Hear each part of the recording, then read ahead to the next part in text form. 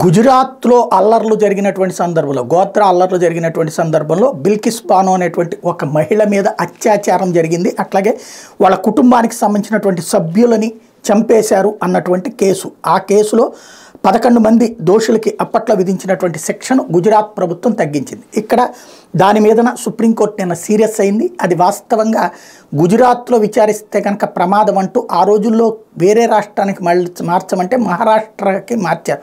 మహారాష్ట్రలో కేసు విచారించారు కాబట్టి మహారాష్ట్రలో శిక్ష విధించారు.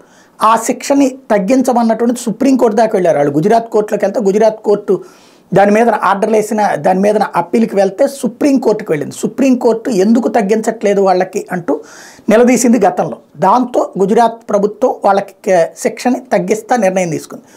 దాంట్లో ఒక విహెచ్పికి సంబంధించినటువంటి నాయకుడిని భారీ ర్యాలీతో ఊరేగింపుగా తీసుకువెళ్లడంతో పెద్ద సంచలనమైంది. ఇదేమి పరిస్థితి, అత్యాచారం కేసులో ఇట్లాంటిది ఎట్లా అన్నటువంటిది. ఆ తర్వాతన సీన్ కట్ చేస్తే బిల్కిస్ బాను మళ్ళీ సుప్రీంకోర్టుకి అప్పీల్ అయ్యారు. సుప్రీంకోర్టు తాజాగా జస్టిస్ బివి నాగరత్న ఉజ్జన్ భుయాల ధర్మాసనం తీవ్ర ఆగ్రహం వ్యక్తం చేసింది.